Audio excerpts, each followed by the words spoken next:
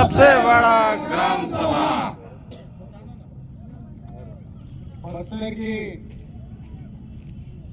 दूर दूर इलाके से बहुत सारे साथी आए हैं, बहुत ही अच्छा है। सबको मेरे तरफ से, भारत जन आंदोलन की तरफ से सेवा जोहार, जय भीम, जिंदाबाद। साथियों, आज पेशा कानून को पारित हुए पूरे देश में लागू हुए करीब 29 साल हो गया, 29 साल पूरा हो गया। और आप सुन के ताज्जुब होंगे कि 29 साल होने के बावजूद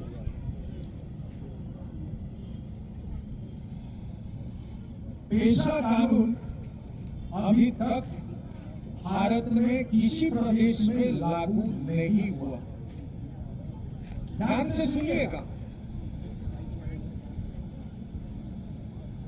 कि पेशा कानून लागू होने के बाद भी भारत के कोई भी प्रदेश में पेशा कानून लागू नहीं हुआ। हम आवाज करते हैं कि पेशा कानून को लागू करो, नियम बनाओ। अब छत्तीसगढ़ ने नियम भी बना दिया, विभिन्न प्रदेशों में नियम बन रहा है, लेकिन नियम किसका बन रहा है ये हमने किसी को कोई इसको पढ़ते नहीं है ना समझते। नियम बन रहा है राज्य पंचायत राज अधिनियम के अधीन में रहते हुए नियम बन रहा है, पेशा का नियम नहीं बन रहा। और यही गलतफहमी जो है बहुत बड़े पैमाने पर पूरे भारत में जो है ना, यही है। सब लोग बोल रहे हैं कि 24/12/1996 में तो संसद ने कानून बना दिया, और कौन सी कानून की बात कर रहे हैं। इसीलिए आप सारे लोग एकजुट हुए हैं और बस्तर की राजधानी में जो इकट्ठा हुए हैं, हम सबको समझने की जरूरत है कि क्यों 29 साल से जो है ना पेशा कानून लागू नहीं। जो भी चल रहा है वो छत्तीसगढ़ पंचायत राज अधिनियम के अधीन चल रहा। पेशा कानून किसी के अधीन नहीं है, याद रखिए। पंचायत राज कानून कहां से निकलता है? पंचायत राज कानून जो है संविधान के 7वीं अनुसूची से, 7वीं अनुसूची से निकलता है। और पेशा कानून जो इस देश की मूल निवासियों का आजादी का पैगाम है, फ्रीडम चार्टर अंग्रेजी में बोलते हैं, स्वायत्तता की, ये संविधान का 5वीं अनुसूची से निकलता है। अब खेल क्या हुआ है इसको समझने का जरूरत है, क्योंकि पूरे भारत में 29 साल हो गया है। हर 24 तारीख को जो है पेशा दिवस पड़ रहा है। आदिवासी परेशान क्यों? इस देश का मूल निवासी परेशान क्यों है? अपने मातृभूमि से जो है वो विस्थापित क्यों हो रहा है? बड़े पैमाने आजादी के बाद से कोई जितने विस्थापित हुए हैं उसका लेखा जोखा तो है नहीं, लेकिन करीब जितने हुए हैं उसमें 40% जो है इस देश की मूल निवासी अपने मातृभूमि से बेघर हो गए, और किसी ने कोई कागज में लिखा नहीं। संविधान का मंशा वो नहीं था कि इस देश की मूल निवासी अपने मातृभूमि से जो है अलग नहीं होना चाहिए। ये संविधान का मंशा है, ये 5वीं अनुसूची का मंशा है। और संविधान जब बन रहा था तो इस देश की जो नेताएं थे, नेता लोग जो है इस देश की मूल निवासियों के साथ एक सामाजिक इकरारनामा हुआ था, जिसको अंग्रेजी में बोलते हैं सोशल कॉन्ट्रैक्ट। कॉन्ट्रैक्ट हुआ था इस देश के मूल निवासियों के साथ। यही था कि आपकी अपनी परंपरा, अपने इलाके को जो है आज के तौर पर जो है ना आप शासन करेंगे। ये कॉन्ट्रैक्ट, ये इकरारनामा हुआ था। इसीलिए संविधान में 5वीं अनुसूची में ये लिखा गया। लेकिन आजादी के बाद से जो है उसको कोई ध्यान नहीं दिया, असंतोष बढ़ते गया और इस देश की मूल निवासियों के साथ जो है जो परेशानी हुई, जिसको बोलते हैं कि पहला तो जो है वो अपने इलाके से विस्थापित होते गया, उसकी इलाका, उसका संस्कृति विखंडित हो गया, वो कहां गया उसका पता नहीं, बिखराव हो गया और उसके बाद अपने इलाके से बिखरने के कारण जो है आज के तारीख में वो विनाश की कगार है।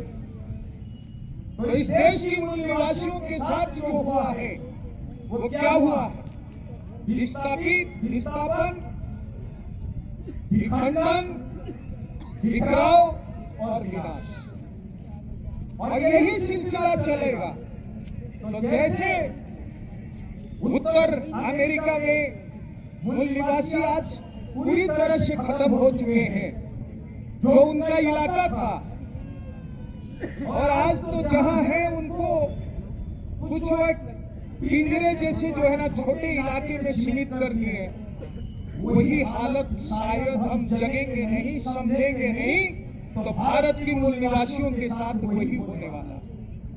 और बड़े पैमाने पर अभी बस्तर में जो है बड़े बड़े परियोजना के लिए कंपनियां आएंगे, भू अधिग्रहण होगा और विस्थापन होगी, और कहां जाएंगे पता नहीं चलेगा। तो अपना कहना है कि ये जो कानून बना था, ये कानून उसी का ही 5वीं अनुसूची से निकला था कि अनुसूचित क्षेत्र में वो मूल निवासी अपने तौर तरीके से जिएंगे।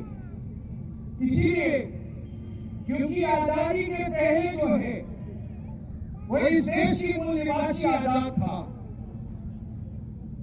और आजादी के बाद इस देश की मूल निवासी जो है वो पराधीन हो गया, आजादी नहीं रहा, गुलामी हो गया। इसीलिए गुलामी कहते हैं कि उसके बिना इजाजत से उसके इलाके में पुलिस, फॉरेस्ट वाला सारे अधिकारी घुस गए, पहले नहीं घुसे थे। और पेशा कानून जो है वही बोलता है कि उसके बिना इजाजत से सरकारी अधिकारी, कर्मचारी जो है ना नहीं घुसेंगे। ये कानून बना, लेकिन उस कानून में ये पेश था कि देखिए इस तरह से कानून जो 5वीं अनुसूची से निकला है वो पंचायत राज कानून जो है से अलग है। पंचायत राज कानून में जो है ना ग्राम पंचायत तो सरपंच बड़ा रहता है, ऐसा कानून में जो है ना गांव बड़ा रहता है, पंचायत छोटा होता है। ये फर्क है। और पेशा कानून बोलता था कि पेशा कानून के तर्ज पर राज्य विधानमंडल जो है वो कानून बनाएगा, अलग कानून बनाएगा, और 1 साल के अंदर में कानून बनाना चाहिए। लेकिन पेच ये हो गया, पंचायत राज में भी पंचायत है और पेशा कानून में भी पंचायत है। वही फर्क हो गया, वही समझ में हेर फेर के कारण पेशा कानून को जो है वो राज्य पंचायत अधिनियम के साथ जोड़ दिए। जोड़ने के कारण सारी चीज गड़बड़ हो गई। जैसे आप देखोगे कि साइकिल में टायर बदल करके जो है ना कार का टायर लगा दोगे तो साइकिल चलेगी क्या? वही बात जो है 29 साल से हो रहा है। हम घूम रहे हैं, कहा ये नहीं हुआ, वो नहीं हुआ, लेकिन सही मायने में क्या है कि पंचायत राज कानून अलग है और ये पेशा कानून अलग है। उस कानून का पुष्टिकरण कानून विधानसभा में पारित करना चाहिए था, वो पारित नहीं की, उसके बाद नियम बनना चाहिए। अभी क्या हो रहा है कि मूल कानून पंचायत राज कानून है और उसी का ही पुष्प जो है वो नियम बनाती है ग्राम सभा। पैसा कानून सिर्फ गांव की बात नहीं करता है, याद रखना। पैसा कानून जो है मूल रूप से दो सरकार की, अनुसूचित क्षेत्र में दो सरकार की स्थापना की बात करता है। दो सरकार बनेंगे, सरकार मतलब विधायिका, कार्यपालिका, न्यायपालिका और वित्तीय अधिकार जो है तो सरकार के पास होगी। इस देश में पैसा कानून के पहले तीन सरकार जो है तीन इलाके में थे।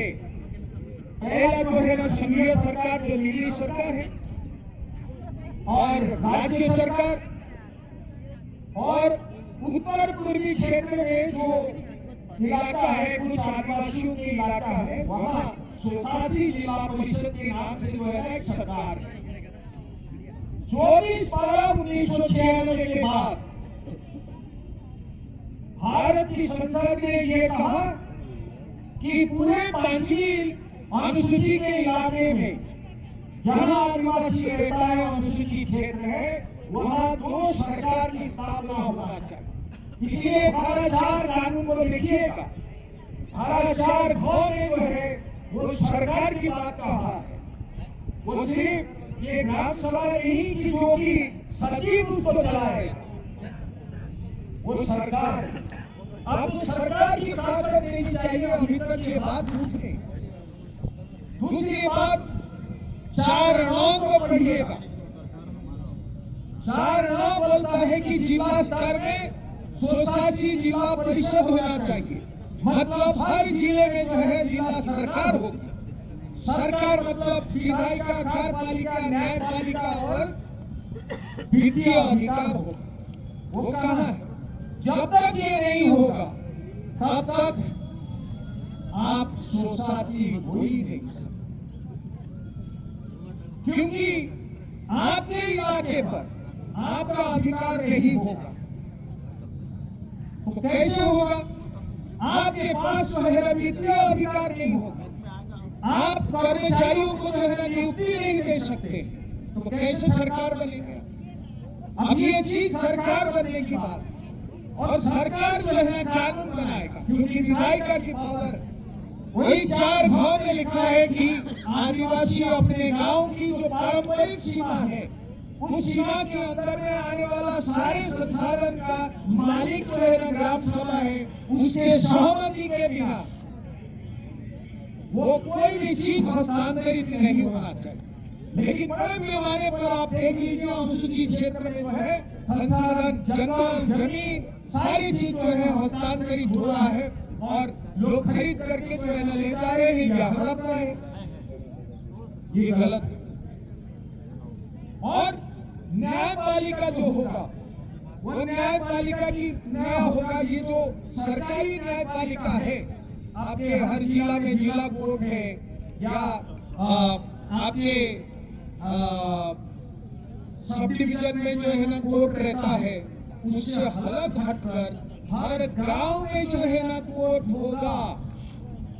हर गांव में कोर्ट होगा।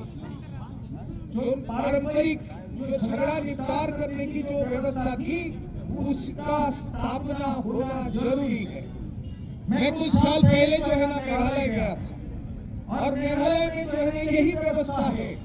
वहां देख के आया कि हर गांव में जो है ना कोर्ट है और वहां की जो जज मंडली को जो भी केस आता है वहां पुलिस भी होता है, गांव के लोग पुलिस, वो सरकारी पुलिस नहीं है, गांव के लोग पुलिस है। वो एक केस में जो है ना जो लेके आएगा उसको 300 रुपया मिलता है।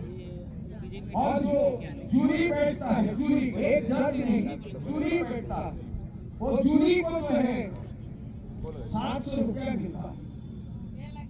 वो पारंपरिक व्यवस्था, उसका अधिकार है कि जितना जो भी गांव में झगड़े वो सारी चीज है उसको निपटार करेगा। सिर्फ ये है कि मर्डर केस को जो है वो गांव के परिसर से बाहर जाएगा मतलब कि सरकारी जो व्यवस्था में जाएगा, पुलिस के पास मॉडर्न केस को छोड़ के बाकी सारी चीज जो है वो गांव वाले न्याय करते हैं, उनकी जो व्यवस्था। और आपके इलाके में भी नहीं, तो ये जब तक नहीं हो, और यही संसद का मनसा था पेशा बनाने की, और ये बात जो है कोई भी प्रदेश में नहीं बन रहा है, सिर्फ झूठे प्रचार हो रहा है कि नियम बनाओ, नियम बनाओ। नियम जो है पेशा कानून के बनने के 1 साल बाद नियम बना था, ऐसा नहीं कि अभी बना रहे, नियम बना था, वो थोड़ा ही बनाते हैं। और अभी कुछ दिन के बाद जो है, कुछ साल के बाद 2022 में फिर छत्तीसगढ़ में और एक ग्राम सभा का, अरे ग्राम सभा के वो कंट्रोल कौन करता है? वो ग्राम पंचायत का सचिव कैसे कंट्रोल करेगा? तब ग्राम सभा स्वायत्त कैसे हो? ग्राम सभा के पास जो कार्य करने के लिए जो है अधिकार नहीं है, वित्तीय अधिकार नहीं है, पैसा नहीं है, तो सारी चीज तो वो कंट्रोल कर। और जिला सरकार जो होगा वो उसका सचिव जो है ना कलेक्टर होगा। ये कौन बोला है? ये द्वितीय प्रशासकीय सुधार आयोग जो है, सेकेंड एडमिनिस्ट्रेटिव ट्राइब्यूनल जो बैठा था, उसने जो सुझाव दिया है वो कहा है कि हर जिला सरकार को पता नहीं सचिव जो है ना कलेक्टर हो। लेकिन आज देख लीजिए कि पूरे पंचायत राज व्यवस्था में जिला पंचायत का जो सचिव कहो वो मुख्य कार्यपालन अधिकारी, उसके ऊपर कलेक्टर। ये स्वायत्तता की बात नहीं है, ये लोकतंत्र की तरीका नहीं। तो ये जब तक जो है पूरे अनुसूचित क्षेत्र में नहीं होगा, ये पहले कानून बनेगा और उसके बाद जो है नियम बनेगा। दूसरी बात मैं आपको बता देना चाहता हूं कि इस कानून का ये भी उद्देश्य था, सरकार बनाने के साथ साथ कि अनुसूचित क्षेत्र में भू हस्तांतरण नहीं होगा, गांव का जमीन बाहरी लोगों के हाथ में नहीं जाएगा। ये 5वीं अनुसूची का जो है आत्मा है। तो कैसे होगा वो इसीलिए वो जा रहा है क्योंकि हमारे छत्तीसगढ़ में कहीं विभिन्न प्रदेश में जो लैंड रेवेन्यू बोर्ड है उसमें संशोधन की जरूरत है। जिस तरह से आंध्र प्रदेश में जो है अनुसूचित क्षेत्र में भू हस्तांतरण को रोका गया है, रोकने का कानून बना है, उस तरह से कानून नहीं बनेगा तो अनुसूचित क्षेत्र बचेगा भी नहीं। तो इसीलिए यहाँ पर वो कानून बनने की जरूरत है जो आंध्र प्रदेश में कानून बना है, जिसके तहत हम बोलते हैं कि समता जजमेंट आया, सुप्रीम कोर्ट ने बोला। वो सुप्रीम कोर्ट इसीलिए बोल पाया क्योंकि वहां का जो अनुसूचित क्षेत्र के लिए जो कानून है, उस कानून ये कहता है कि गांव का जमीन बाहरी लोगों को हाथ में नहीं जाएगा। तो आप पूछोगे कि अनुसूचित क्षेत्र में विकास कैसे होगा? क्योंकि ना जमीन नहीं जाएगा तो विकास कैसे होगा? उसके लिए जो है भूरिया कमेटी ने सुझाव दिया। क्या सुझाव दिया? क्योंकि देख लीजिए कि अनुसूचित क्षेत्र में सबसे बड़ा जो समस्या है ये भू हस्तांतरण है। अब ये इसके विरुद्ध में लंबे समय से आदिवासियों ने अंग्रेजों के समय से और उसके बाद भी आजाद भारत में लड़ाई लड़ा है कि हमारी जो जमीन है, हमारी गांव की जो जमीन है, हमारी माँ है, आप उसको जो है ना बेच रहे, आप उसको लूट रहे। तो इसके विरुद्ध में जो लड़ाई लड़े, उसके तहत जो कानून बना है आंध्र प्रदेश, वो ये है कि कोई भी परियोजना आएगा पहले ग्राम सभा की सहमति जरूरी है। पहला ग्राम सभा सहमत होगा कि हमारे यहाँ पर ये होगा। दूसरा आंध्र प्रदेश का कानून है, वो ये बोलता है कि जो भी परियोजना तो पहला आएगा कोई कंपनी कहो कुछ भी कहो, पैसा लगाएगा, उसका हिस्सा सिर्फ 20% है। बाकी जो है ग्राम सभा का है, 10% ग्राम सभा का है। जो पैसा ला रहा है कंपनी वाला, उसका 20% है।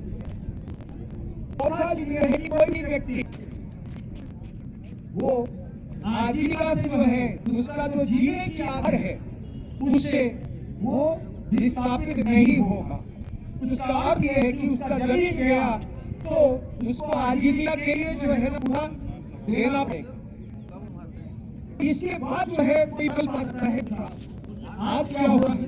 आज ये हो रहा है कि कोई कंपनी पैसा ला रहा है, पैसा लाके जो है ना हमारे इलाके की जमीन पानी सारे ले जा, और यहाँ तक कि सरकार भी वही कर रहा है।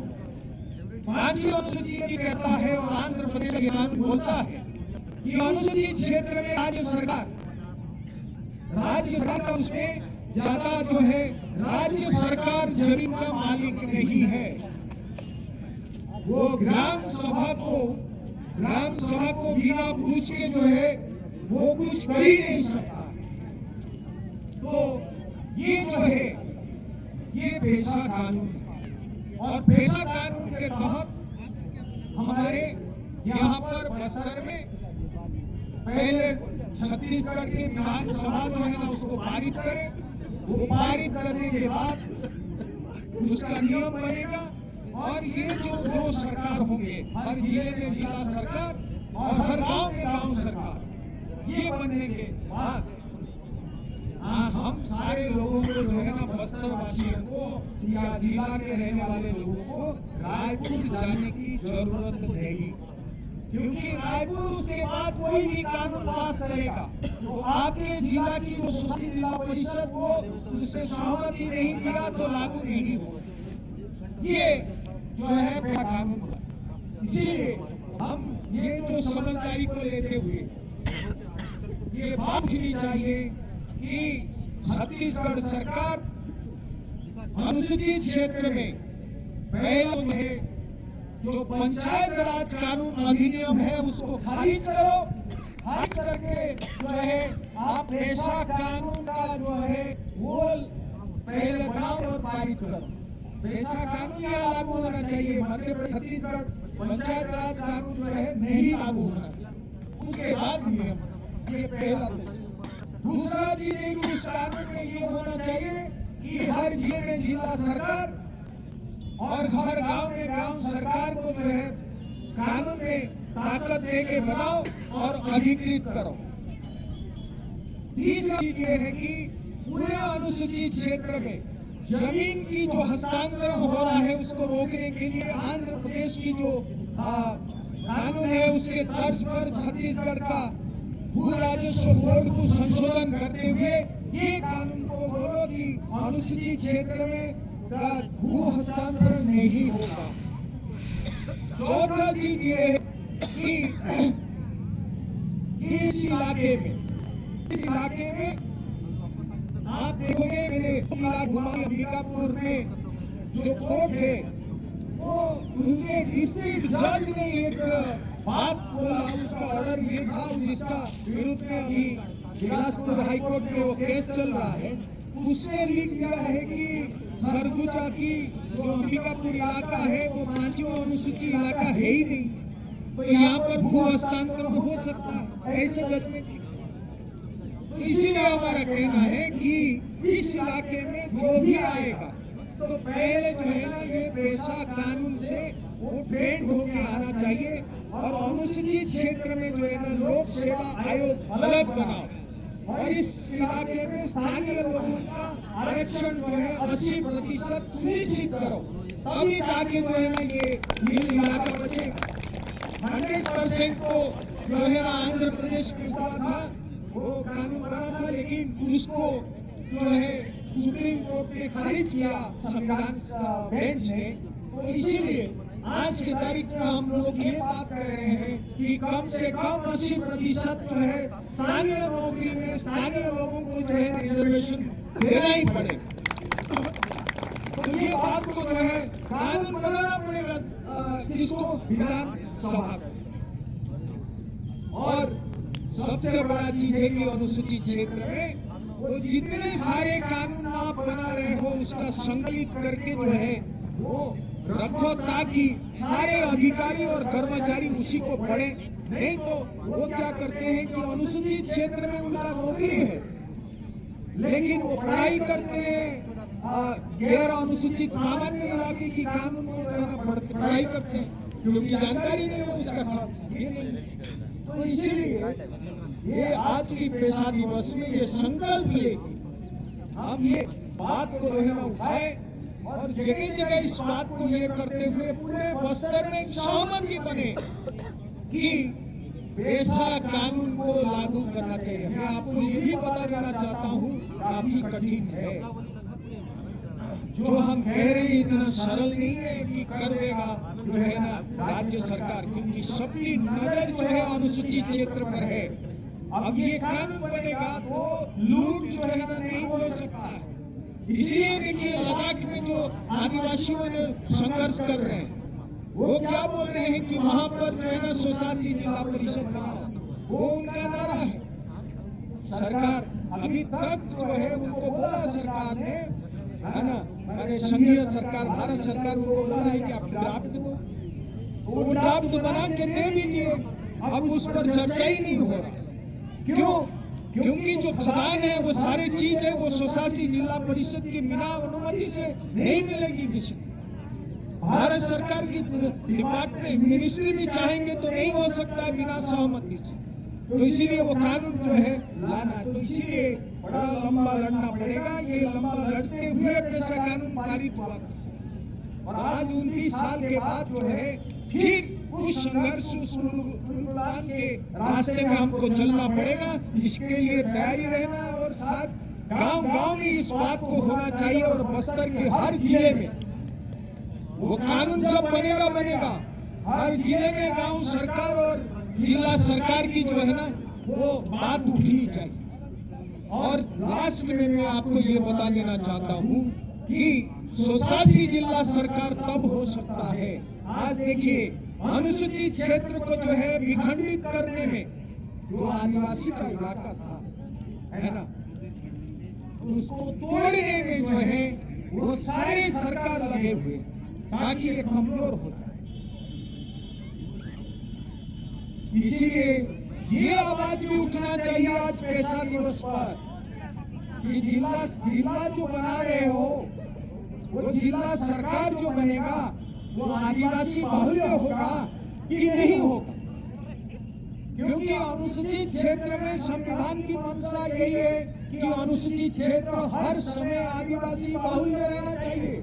गैर आदिवासी रहेगा ठीक है, लेकिन जो है ना उसकी संख्या जो है ना ज्यादा नहीं होना चाहिए, क्योंकि अनुसूचित क्षेत्र में जो है आदिवासियों की वर्चस्व रहना अनिवार्य है। लेकिन जिस तरह से अनुसूचित क्षेत्र को बनाया जा रहा है उसको तोड़ा जा रहा है, उसमें जिला और ब्लॉक बना जा रहा है, तो बहुत समय में आप देखेंगे कि अनुसूचित क्षेत्र में जो है वो ब्लॉक और जिले में आदिवासी संख्या कम। अब उसके लिए क्या बोला?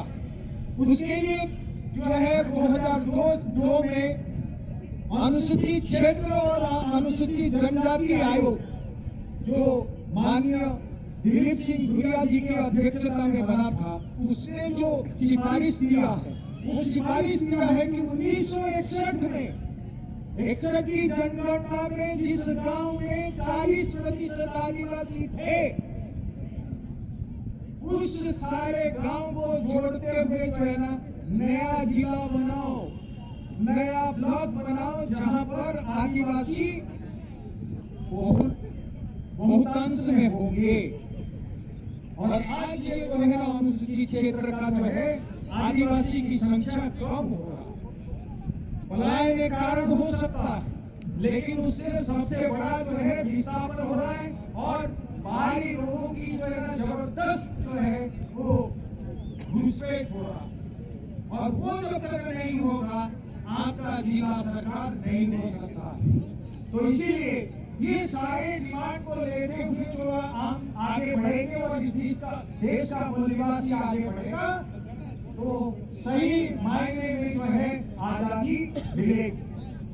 अन्यथा मूल निवासियों की जो भविष्य है वो बड़े संकट में जो है, क्योंकि उनका संकट इसीलिए है कि इस इलाके में जो है सबसे ज्यादा संसाधन इसी इलाके और इसी संसाधन को हड़पने के लिए, कब्जा करने के लिए, लूटने के लिए बहुत बड़े पैमाने पर बड़े बड़े कंपनी वाले आएंगे, आ रहे हैं और इस चीज को जो है लोग ही कर सकता है। मैं आपको याद सिर्फ देना चाहता हूँ कि इस चीज को जो है इतने साल से कोई पार्टी ध्यान नहीं दिया और ये समाज जो है आवाज उठाएगा तो पार्टियों को भी जो है ना सोचने के लिए।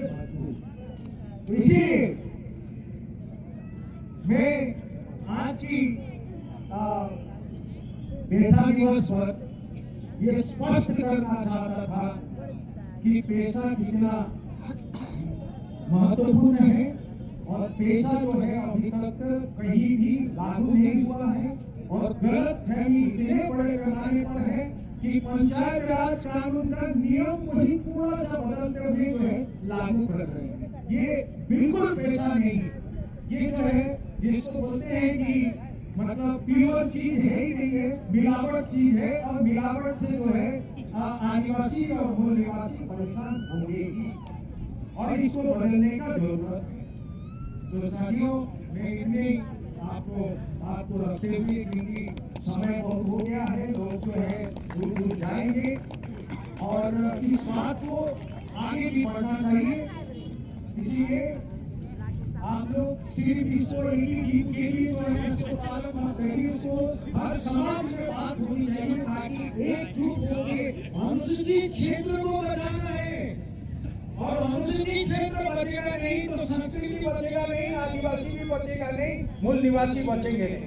याद रखिए। और आज ये चल रहा है कि अनुसूचित क्षेत्र को तोड़ना है। कैसे तोड़ेंगे मैं उस बात को नहीं जा रहा हूँ, वो आगे बात होगी, लेकिन अनुसूचित क्षेत्र को तोड़ने के लिए, कमजोर करने के लिए, खत्म करने के लिए बड़े पैमाने पर साजिश चल रही है और इस पर मैं आप सब लोगों को आगाह करना चाहता हूँ कि इस पर सोचिए।